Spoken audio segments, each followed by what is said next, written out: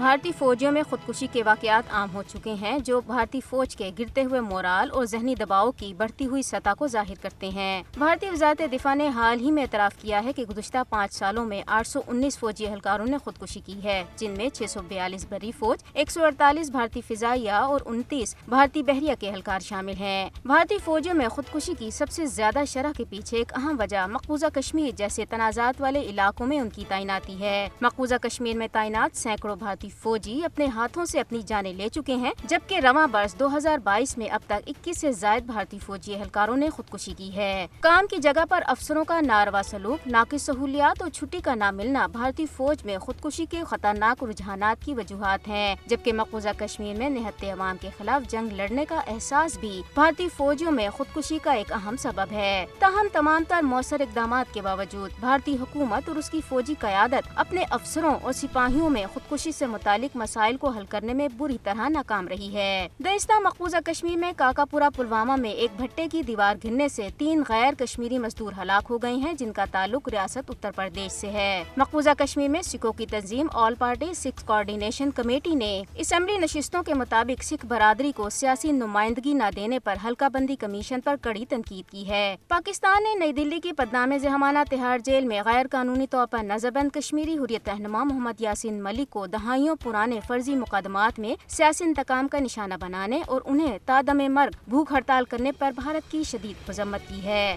دریستہ محمد یاسین ملک کے ساتھ اظہار یکجہتی کے لیے اسلام آباد اور آزاد کشمیر کے کئی علاقوں کے علاوہ لندن میں بھارتی سفارت خانے اور برمنگھم میں بھارتی قونصل خانے کے باہر 3 روزہ بھوک ہڑتال کا آغاز کر دیا گیا ہے، جبکہ برسلز میں یورپی کمیشن کے دفتر کے باہر کل بروز ہفتہ علامتی احتجاجی بھوک ہڑتال کی جائے گی۔